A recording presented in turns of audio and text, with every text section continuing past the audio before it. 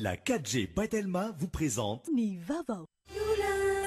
Blue Line TV safidy tsara indrindra manolotra anao. Ny fampalalam-baovao.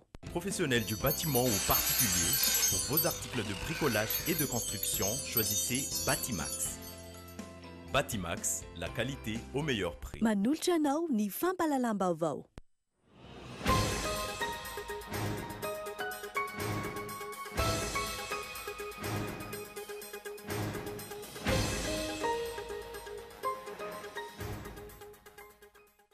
Nambarany solitena maritry ny pneu eto Madagasikara kakio amin'ny violette fa tsy manome fankatoavana ilay logiciel nampiasain'ny CENI ny pneu voafetra amin'ny fanampiana ara-teknika sy ara-bola ihany ny andraikitra izy ireo. Taoriny fanadihadiana nataon'ny Bianco ny mbola rajaonany alatsinainy 7 Novembre sy ny talata 20 Novembre lasa teo no savaina ny tranony androany. Tsy nisy nipika ny resaka hatreto ary tsy nanome fanazavana ny teo anivon'ny Bianco. Anjaka eto Antananarivo renivohitra ny fanorenana tsy ara-dalàna miorina eraky ny trottoir, toerana natokana ho an'ny mpandeha tongotra ny trano isan-karazany. Mitombo isan-kehitriny ny tanora mankafy mamaky boky eto amintsika. Ny boky amin'ny teny vahiny ankilany no mahaliana ireo mpamaky. Sakana tsy mampiroborobo ity sehatra ity anefa ny vidin'izany izay ambaran'ny maro ho lafo.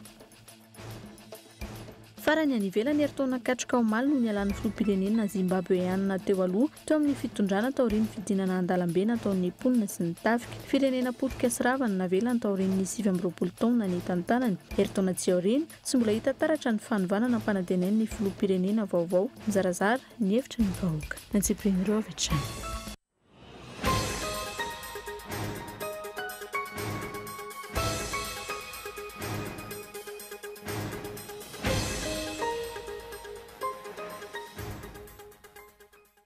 miaraba tompoko falitafaraka aminao indray eto anatin'izao fampalalam-baovao izao ary asaina ampanajana ianao tompo kilasy tompo vavy anaraka izany hatramin'ny farany eo amin'ny pejy ny politika avy hatrany no isataratsika ny fiarana amin'ity alina ity nanambarany solitena maritry ny pneu eto Madagasikara raha matoka eo mia violette fa tsy nanome fankatoavana ilay logiciel izay nampiasain'ny CENI tamin'ny famoahana ny vokatry ny fifidianana ny totosaina farany teo voafetra amin'ny fanampiana ara-teknika sy fanampiana ara-bola ny andraikitra izy ireo raha ny fanazavana onasaina. Namaly momba ilay resaka logiciel mahabe resaka eny anivon'ny fiarahamonina sy tambazotra tserasera ary fampalalam-baovao teto Madagasikara. Indrindra taorian'ny ny fivoahan'ny vokatra vonjomaika avy amin'ny CENI ny filohan'ny Vomera Maliotena mikarakara ny fifidianana. Tamin'izany ihany koa no nanamafisana fa mahitsy ary mangarahara io logiciel io ary nahazo fankatoavana avy amin'ny vondrona iraisampirenena. Maro ireo tsindry izay nianjady amin'ny CENI eo amin'ny fanatanterahana ny asany kanefa dia mitohijoro ohatrany izy eo amin'ny tsy fitandrilana, eo amin'ny fangaraharaana ary eo amin'ny fahaleovan-tena. Tamin'ny fahanraika amin'ny 30 ny volana Oktobra lasa teo dia nampisehoana teto amin'ity toerana ity teo anatrehany mpiara-miombonantoka rehetrarehetra izany logiciel izany. Faharoa, ny antsona manam-pahaizana iraisam-pirenena hitsirika n'izany logiciel izany ary ny sasaina no namantso vola izany fitsirihana izany. Mazava ny fehi-kevitra nivoaka tamin'izany fa mahitsy sy mangarahara io logiciel io. Ankehitriny, raha ohatra ka misy ny ahiatsy havanana dia misokatra ihany koa CENI eo amin'ny fitsirihana ifanatrehana an'io logiciel io raha manome alalana mikasika an'izany ny fitsarana mahefa. Tsetratsetra tsy azotra raha nangala-bato moa zany zahay dia nangala-bato aniza ary noho ny antony inona tsy mitompona tompoko zany fa laza masaka fotsiny. Ankilany ny vondrona iraisampirenena tamin'ny alalan'ny solitena maharitry ny pneu manambara mazava fa tsy nankatoa izay logiciel nampiasain'ny CENI izay. Tsy andraikitra izy ireo izany fa nijanona teo amin'ny fanohanana ara-teknika sy ara-bola no nataon'izy ireo. Amin'ireo asa rehetra ataon'ny androm-panjakana nahazo fanohanana avy aminay. Ny any ataonay dia ny manome tohana ara-teknika fa tsy hoe any pneu tsy any vondrona iraisam-pirenena na atao amin'ny atetika SACEM io logiciel io. Any CENI io ary izy ireo no tompony. Izay no valiteny azo avy amin'ny solitena maharitry ny pneu raha nanontaniana momba ilay logiciel nampiasain'ny CENI.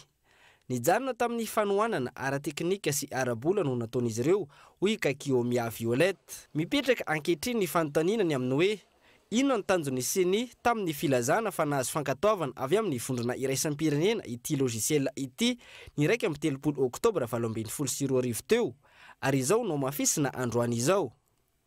Nampiasain'ny CENI ve ireo voambolana ireo hakana ny fahatokisana ny vahoaka malagasy amin'ilay logiciel? Sa inona ny tanjona sy ny vinan'ny CENI tamin'ny filazana izany?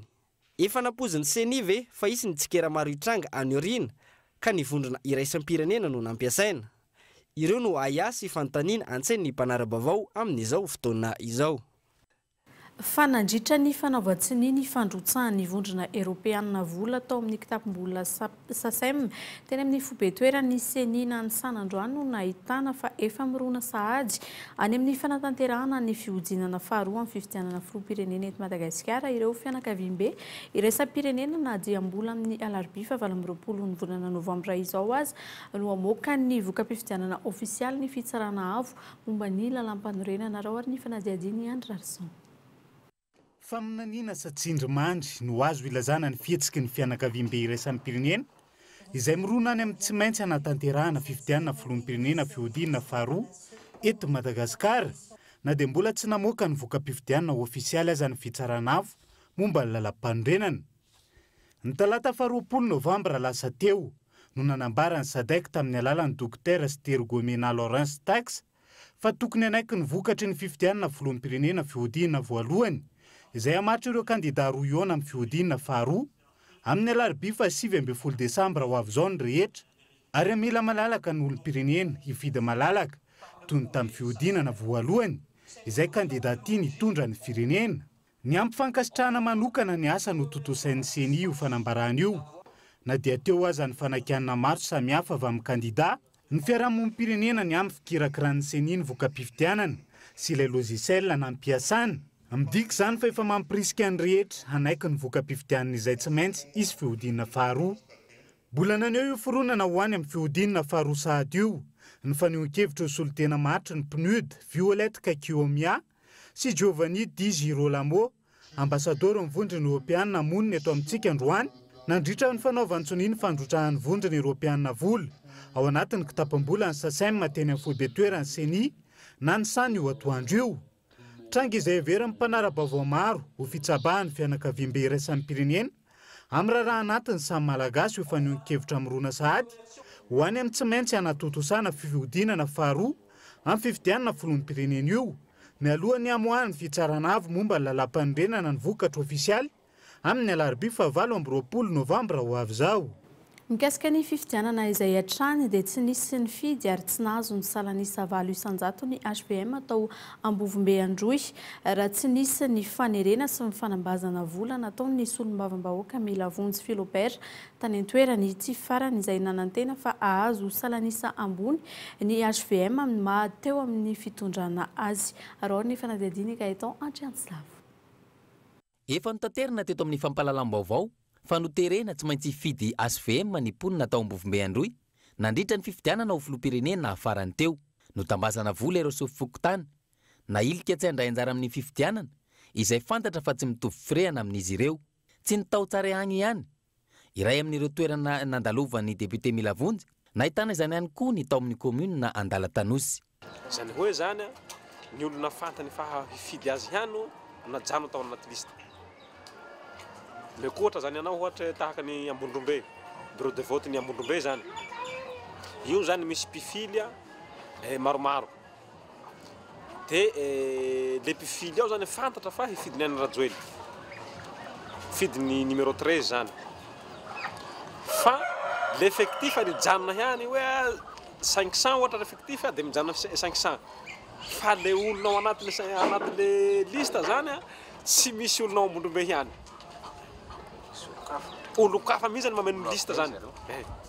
Hoariko tamin'izany zany ohatsy hoe ny mifidy Ambondrombe zany 270 nalefa tany amin'ny bureau de vote Ankafojagna. Ho amin'ny 19 km zany nilagnela ny Ankafojasy Ambondrombe. De ny 80 nalefa tany Manondroa. De agny zany karaha mpifidianana vao afatarana le olo hoe avy any Ambondrombe le karaha mpifidianana.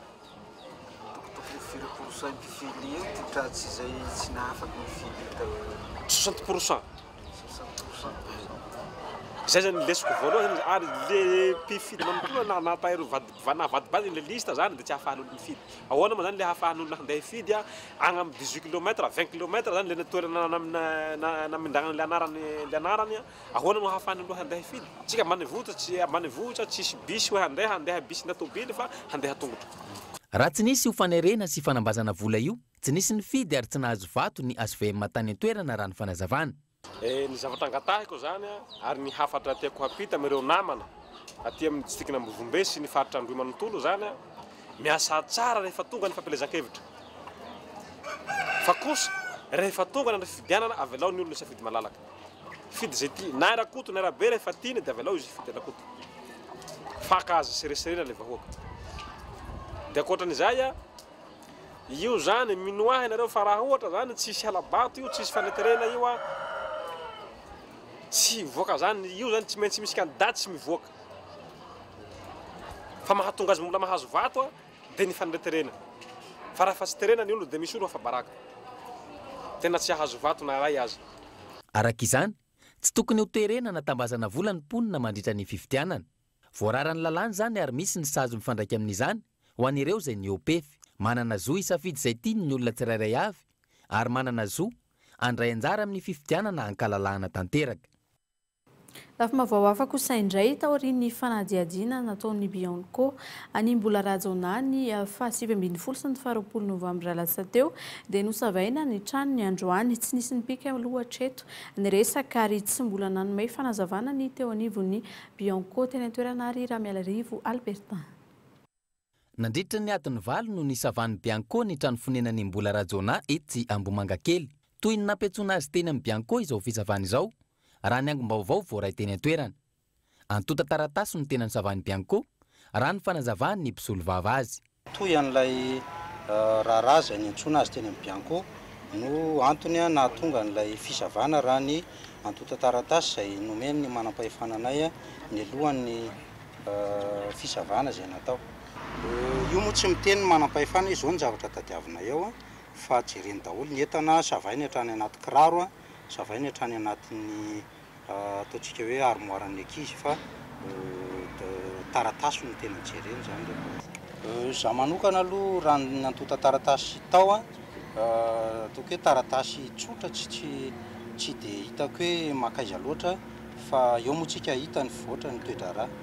Nandritra ity fisavana ity tsy tao an-trano ny tompo-trano mbola rajona fa ny mpisolo vava azy no nanatrika ny fisavana. No idiny mpisava ihany koa ny vata fitahirizam-bola noho izy ireo tsy afaka misava azy raha tsy eo ny tompo-trano. Hoy hatrany ny mpisolo vava ny mbola rajona. Le ao anatin'ilay kofra aloha zany tsy fantatra tsisy mahafantatra zay ao anatiny fa saingy fotsiny manam-pahefana rehefa teo tsy misy afaka manokatra an'ilay kofra raha tsy ny tompo-trano dia normal ny selen'zareo izy fa ilay sele tsy midika hoe misy zavatra tsy ara-dalàna akory ao anatiny fa tsy fantatra fotsiny izay ao anatiny satria ny tompo-trano tsy eo. Araka ny loharanom-baovao voaray dia ny resaka fanondranana tsokosoko ny andramena sy ny fanapara-pahefana tamin'ny famoahana entana tao amin'ny seranantsambon'ny Tomasina no hanenjehana ity mpanolontsaina ny filoha teo aloha rajonary mampianina ery mivady ity. Ho taterina aminao atao anatin'ny fampahalalam-baovao ny Kolo TV FM mahatrany ny fivoaran'ity raharaha mbola rajona ity. Raha iverenana ny resaka fifidianana teo dia takina ny amoahany ny seni ny antsipriny amin'izay nampiasana ny vola azo tamin'ny kitapom-bola iombonana na ny SACEM nandritra ny fanomanana sy ny fanatanterahana ny fifidianana filoham-pirenena fihodinana voalohany teo fampanajana ny mangarahara indrindra amin'izao famatsim-bola fanampiny izay voaray avy amin'ny vondrona Eropeanina izao indray. Onona saina. Vity ny fifidianana filoham-pirenena fihodinana voalohany izay nokarakaray ny Vaomera maloto ny sana ny fifidianana. Hatramin'ny androany anefa tsy nisy nitatitra mazava avy amin'ny seni ny fomba nampiasana ireo vola voaray tao anatin'ny kitapom-bola iombonana SACEM. Izao indray nanatevina vola ao anatin'ny kitapom-bola SACEM ny vondrona Eropeanina izay mitetina 3 hetsy sy $1 ho fanomanana ny fifidianana fihodinana faharoa raha misy sy hiatrehana ireo fifidianana rehetra ho avy. Manaja ny rafitra demokratika malagasy izahay ary fantatray ny rafitra fa mitondra makany amin'ny fifidianana fihodinana faharoa. Tsapanay fa misy ny fanoherana fa efa napetraka ireo pitsikery eny amin'ny fitsarana zany ka velana miasa malalaka izy ireo fa amin'ny ankapobeny tsapany vondrona eropeanina fa mbola ilaina ny fanampianay ary tsy tokony adinoiny fa manana andraikitra lehibe izahay dia ny nanara-mason'ny fifidianana filoham-pirenena fiodinana voalohany ary mbola eo raha misy ny fiodinana faharoa efa nolazaiko fa avelana miasa malalaka ny ACC fa miomana izahay raha toa ka misy ny fiodinana faharoa tsy miditra amin'ny raha anatiny izahay fa ny gouvernemanta malagasy no nangataka fanampiana taminay anara-mason'ny fifidianana nanao ny ezaka rehetra izahay ho fanajana ireo rafitra misy ary mbola manao izany ihany koa izahay hatramin'izao raha misy ny fanamelohana anay sy filazana fa mitsabaka amin'ny raha anatiny izahay dia tsy rarina zany ary tsy rasinay sanatria tsy misy fototra ilazana an'izany izay rehetra nataonay dia ny fanarahana tamin'ireo rafitra mahefa teto Madagasikara. Ça a été fait en accord avec les institutions légitimes de Madagascar. Raha tsy ivona ny nitranga ny taona 2024 tamin'ny tetezamita izay niasan'ny CNT. Tsy fantatra hatramin'izao ny hoe fomba ahoana ary inona no nandaniana ireo vola voaray tao anatin'ny PASEM izay kitapom-bola nampiasain'ny CNT tamin'izany. Ka na efa voatendry ho ministry ny raharaham-bahiny aza ny filohan'ny CNT tamin'izany, nisy ihany ny fanaova-tsony ho famoaham-bola tao amin'ny kitapom-bola PASEM. Isoroana izany takin'ny mpanara-baovao ny fomba nampiasain'ny CNT ankehitriny ireo vola voaray rehetra tao anatin'ny SASEM amin'ny anarany mangarahara. Ny tatitra sy ny atsipiriny momba izany izay anome fahatokisana avy amin'ny vahoaka malagasy fa ihany koa ny vondrona iraisim-pirenena izay isan'ny namatsy ny vola. Fa rehefa miresaka an'izay fitantanam-bola izay hatrany dia tsy hita soritra ao anatin'ny teti-bolam-panjakana voatokana ho ampiasaina amin'ity taona 2024 ity ny vola tsy tokony tsy forohana ampodiana piasan'ny masovo malagasy any ivelany manodidina ny 90 fihetsika izay raisin'ny mpanara-baovao ho manamarina ireo aya fampidirana akamakama ao anatin'ny diplomasia malagasy. Arahoariny fanadihadiana. Tantsoratra ny masovo, mpitantsoratra arabola, mpanolo-tsaina, protocole, mpamily sy concierge ireo no anisan'ny tafiditra anatin'ny lisitra ireo piasan'ny masovo malagasy any ivelany hampidiny ny fitondrana eto Madagasikara ka hosoloana olo-kafa amin'izao fotoana fohy mialohan'ny ananan'ny Madagasikara filoham-pirenena vaovao izao. Ireto avy ireo masovo voagasika araka ny loharanom-baovao azo avy amin'ny olona akaiky ny raharaha. Piasa avy amin'ny masovo malagasy any Genève, Suisse, ny ao Cape Town, ny any New York, ny ao Paris, renivohitry Frantsa, Belgique, Allemagne ary any Moscou.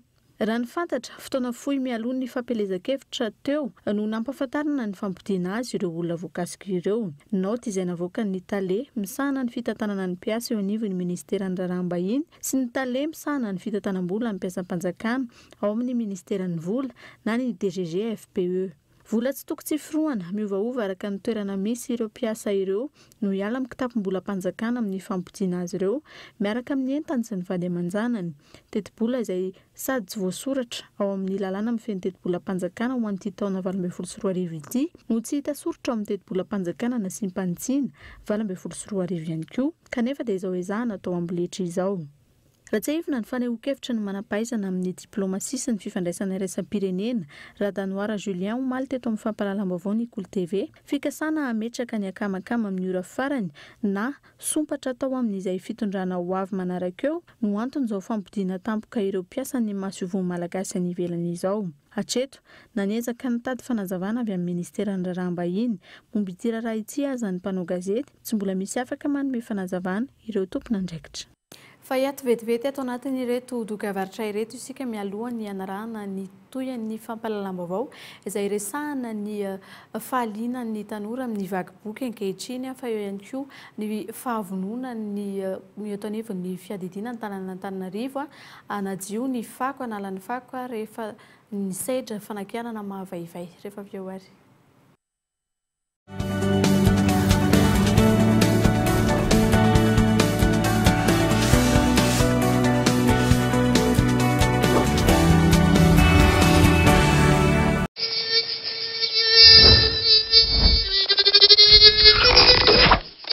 Même les moustiques les plus coriaces ne résistent pas à Catch. Grâce à son mode max, il est 2 fois plus efficace, même fenêtre ouverte. Légèrement parfumé pour plus de protection et de douceur. Catch. Oui, appel vers tous les opérateurs.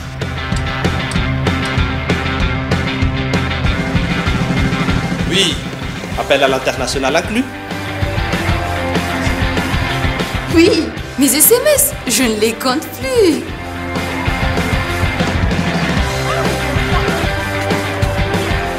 Et oui, l'Internet à la vitesse 4G. 0,5 arrière par seconde vers FAF et Club First. 1 arrière vers Telma et 3 arrière vers les autres opérateurs. Vous aussi, soyez First. À partir de 10 000 arrières, First Premium. Et découvrez toute la gamme First sur www.telma.mg ou rendez-vous en Telma Shop. Telma, sa feed que numéro 1 Malagasy.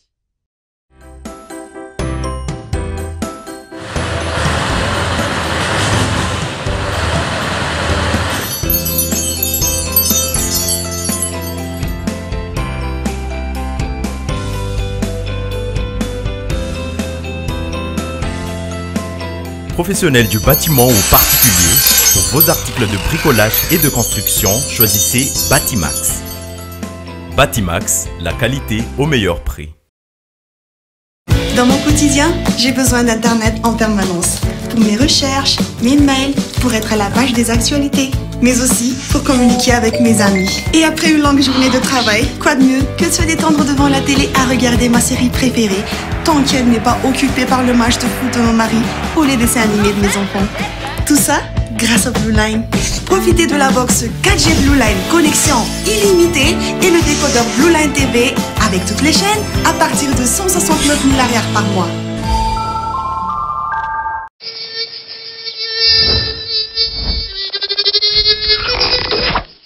Même les moustiques les plus coriaces ne résistent pas à Catch.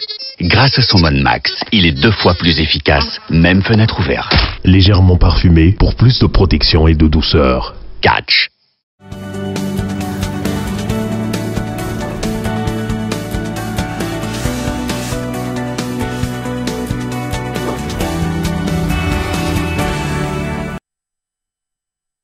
Tafafena indray tao anatin'ny fampahalalam-baovao isika manjaka eto Antananarivo renivohitra ny fanorenana tsy ara-dalàna miorina eraky ny trottoir ny toerana izay toerana natokana ho an'ny mpandeha tongotra ny trano sy fotodrafitrasa isan-karazany raha ny fanadihadiana natao ny komina Antananarivo renivohitra no manome lalana ireo fanorenana tsy ara-dalàna ireo. Michel Aranardzana.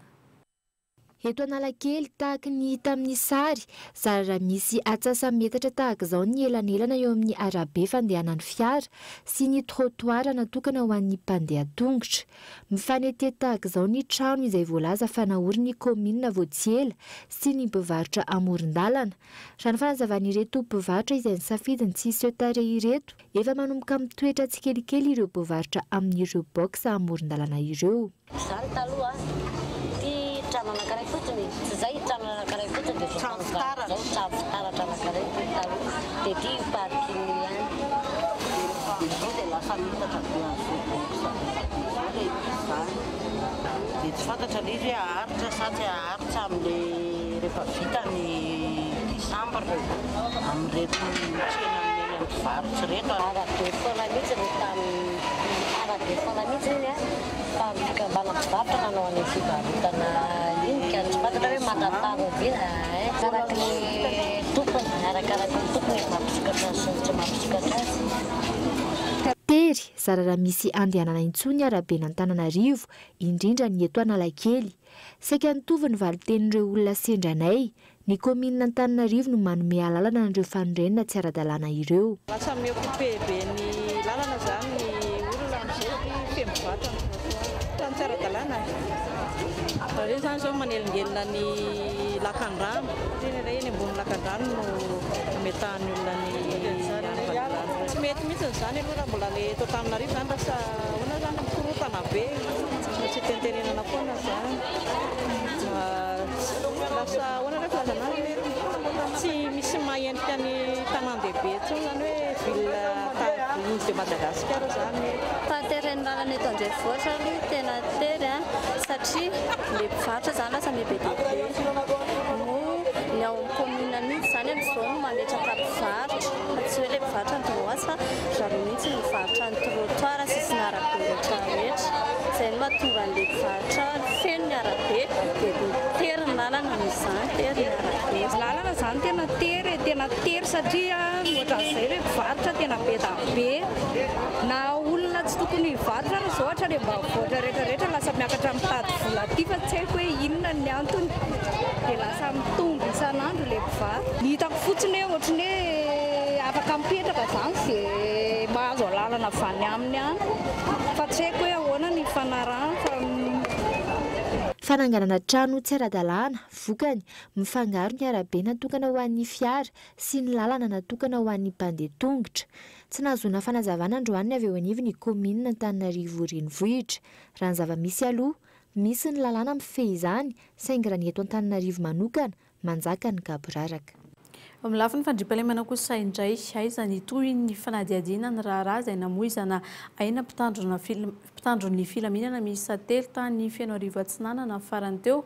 Fanontaniana izay apetraky ny syndicat ny polisy pirenena ireto farany izay nilaza anao hetsika goavana ho fanehoana firaisan-kina. Gaetan Translavo. Mbola tsy nisy toy ny hatreto ny fanadihadiana momba ilay fitsaram-bahoaka namoizana mpitandro filaminana miisa 3 tany Fianarivon Atsinanana ny fa 24 ny volana Oktobra lasa teo. Mangina tanteraka ireo tompon'andraikitra ary tsy fantatra na miroso ny fanadihadiana na tsy amin'izao fotoana. Dia izay akory dia tsy midika fa hoe manadino ilay teny Fianarivesta zahay. Fa mbola ao an-tsehanay mandrakariva mitanganjavatra teny Fianarivesta. Mbola hiantso atsika rehetrarehetra izay voaenta nahatra amin'izay zahay. Dia omenareo miandaly eny daty mba hanetsehana indray ny zavatra eny Fianarivesta izay tsy misy fisamborana hatramin'izao hatramin'izao. Araka izany, mangataka ny hanafanganana ny fanadihadiana ny syndicat polisy pirenena ary mitaka ny fampiarana ny lalàna amin'ireo izay meloka. Aorian'ny hetsika izay ataon'ny polisy pirenena ny fa 24 ny volana Novembre ho avy izao, isy ny fivorim-be ataon'ireo mpikambana eo anivon'ny syndicat ary isy fanambarana goavana atao manoloana ireo fanadihadiana tsy misy toy ny hatramin'izao. Ohatra amin'izany ny raharan-tsakabary, ny tany analan-jirofo ary ny tao Fianarivon Atsinanana. Ny tanjona tiana tongavana dia hoe polisy vanina vonina sa PVS. Io zany ny tanjona tiana tongavana mba hananana polisy mendrika manao tsara ny asany ary tsy ho afa tondomaso anatrehan'ny fiarahamonina. Izay zany ny tanjona tiana tongavana amin'io sensibilisation io.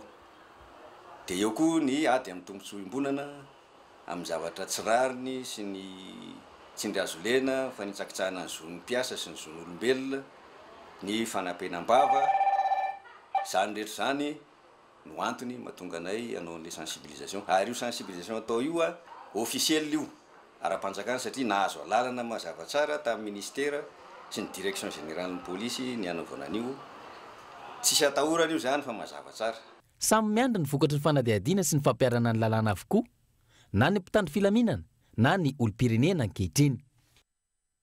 Iverina kely eto an-drenivohitra indray isika rehefa niaina tao anatin'ny fako amam-bolana izao ny vahoaka Antananarivo dia nanambara fa andraindraikitra ny eo anivon'ny komina Antananarivo renivohitra ka anala ireo fako mivangongo manerana ny tanàna. Onona saina ary no mitatitra ny andindinin'izay. Ambolana maro no niaina tao anatin'ny fako sy ny loto ny ponina teto Antananarivo renivohitra. Vokatry ny fitavozavozany ny fandraisana andraikitry ny mpitantana ny tanàna tamin'ny fanesorana ara-potoana ireo fako. Ankehitriny, rehefa nimenomenina sy nampiakapeo, nandritra ny fotoana maharitra ny ponina teto Antananarivo renivohitra. Nanambara ny tompon'andraikitra eo anivon'ny tanàna fa anala ireo fako rehetra eto Antananarivo amin'izay. Ezaka fanoizana ny ezaka amin'ny torotanany ty. Nisy fotoana tamin'ny herinandro lasa teo efa nampiasa camion 10,000 ny commune manampy ny camion ampiasana sapa. Dia izao dia mbola mitohy ihany koa izay androany alina zao sy rapisoalina dia misy camion 12 koa roa isaky ny arrondissement zany manampy amin'ny filotana camion sapa. Tsy ahivona nefa fa tokony ho tao anatin'izay 5 taona latsaka ny tantanana ny tanàna Antananarivo izay no nanaovana hatrany izao fanadiovana sy fanalana fako izao satria andraikitry ny komina Antananarivo renivohitra izany ary tokony ho asany amin'ny andavanandro fa tsy haniliana amin'ny samivasy ny ministeran'ny rano. Toa ny any amin'ny komina an-drenivohitra rehetra raha tsy ilaza afa-tsy ny ao Mahajanga izay manohy tsy tapaka ny fanadiovana sy ny fandraofana ireo fako amin'ny dabapako. Antenain'ny ponina Antananarivo renivohitra fa itao izao fandraisana andraikitry ny mpitantana ny tanàna Antananarivo izao isy ny fahadiovana eto amin'ny renivohitra Gasikara. Lafy vaovao hafa tanteraka kosa indray manomboka miverina liana amin'ny famakiana boky ny tanora malagasy ankehitriny raha ny fanadihadiana natao.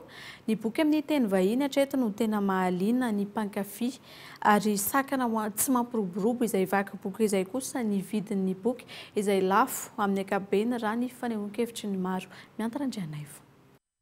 Tanora 12 ka hatramin'ny 12 taona no miverina liana amin'ny famakiana boky ankehitriny eto Madagasikara. Manga, album de bande dessinée, dictionnaire, roman, documentaire, livre pratique ary mikasika ny album jeunesse no maro mamaky indrindra. Ninazo roman fictionnel plutôt Guillaume Musso, Treni, fa c'est une histoire nous n'allait à peu près un roman à 300 pages par second jour. Ah oui, ça quitte Camille.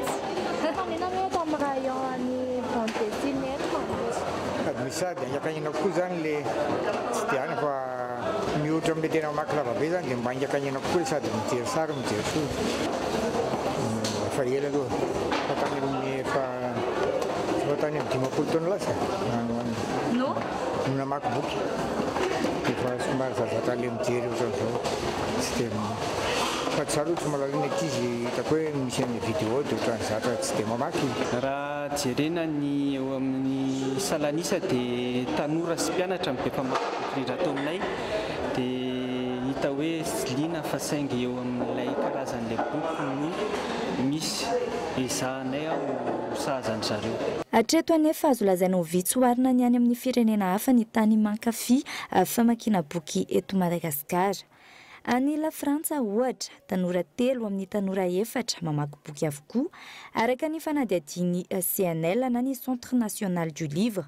Ankoatra ny famakiana manaraka ny fomba taloha, misy ihany koa ny manao izany amin'ny alalan'ny boky numérique izay mahatratra ny 5.300 ny olona mamaky boky any la Frantsa hatrany. 7.100 kosa no miaino izany amin'ny alalan'ny feo voarakitra na ny livre audio. Isan'ny sakana tsy afahana mampivelatra ny tontolon'ny famakiana boky eto amintsika raha ny fanadihadiana ny vidiny izay ambarany maro lafo.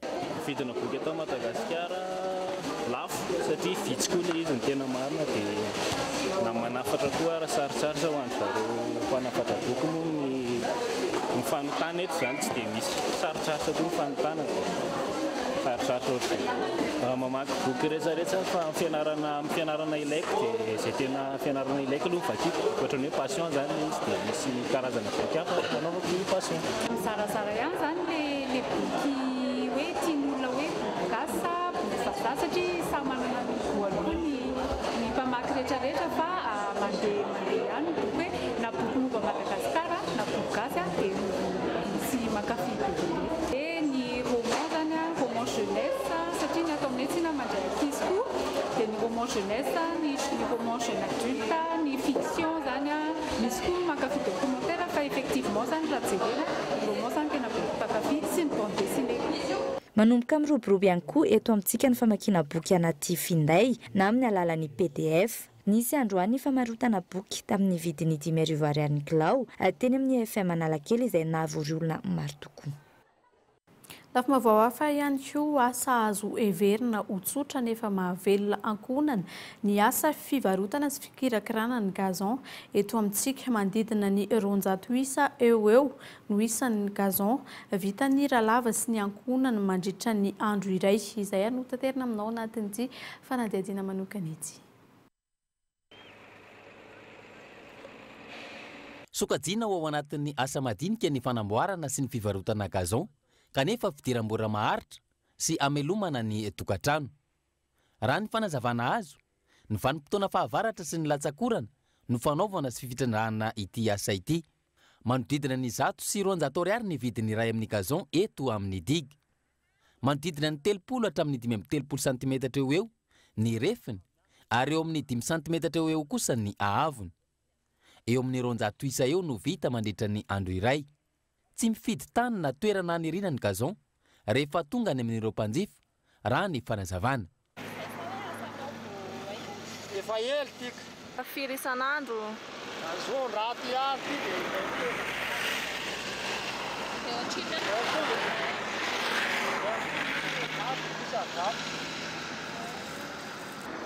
Aiza nareo maka anazy itony zao? Alavitra be ry am'le ry misy eo akaikindry fiangonana ry. Zay maniry. Ndray andro ihany io dia apetany. Dia tondrana raha matetika? Tondrana fa miasa izy zao dia tondrana raha. Io zany tsy mila hoe mbola mangatany fandroana ndray moa dia apetaka fotsiny eo. Io dia apetaka fotsiny. Raha io fasika eo zao dia maniry amin'io. Dia be mpanjifa ve izy io? Be paky. Isan'andro eo amin'ny 4 olona maka azy. Ito amin'ito eto amin'ny taorana eto. Ito zao fa atao mobilina enina ny teto. Androany.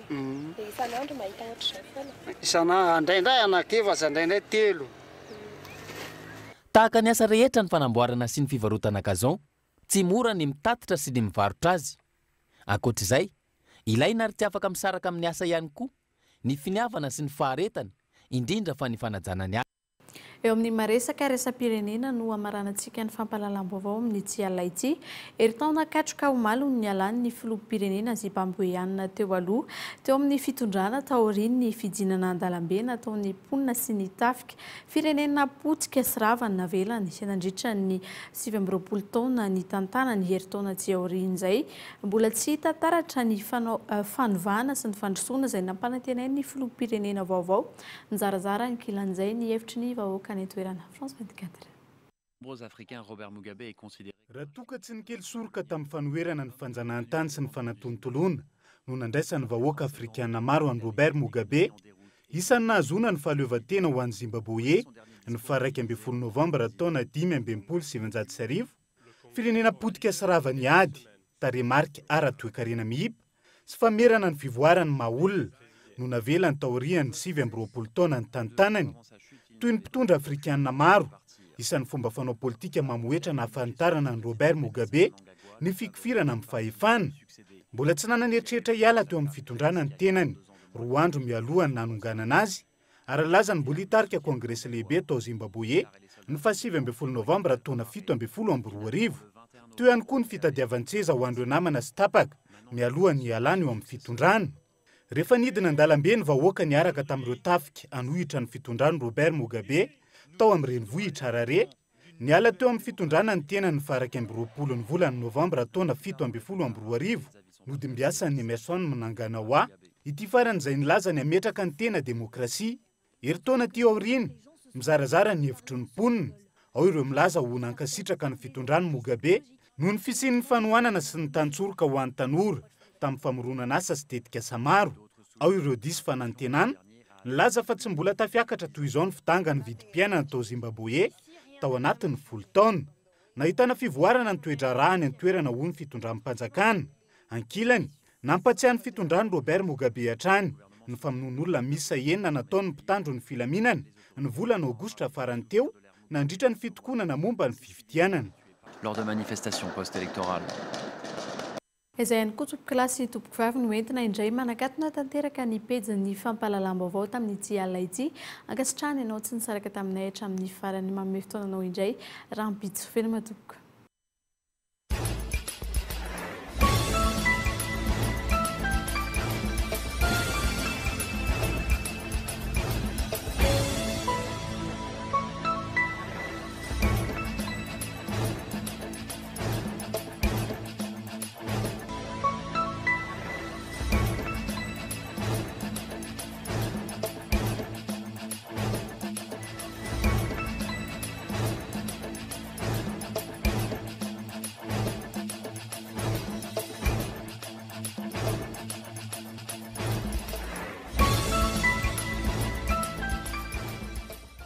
Batimax vous propose sa gamme de luminaires rustiques en suspension avec applique pour tous les modèles à 70% de remise. Offre valable jusqu'à épuisement du stock.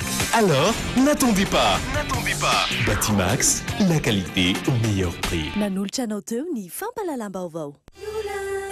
Blue Line TV safidy tsara indrindra nanolotra anao teo ny fampahalalam-baovao. La 4G by Telma vous a présenté ny Vaovao.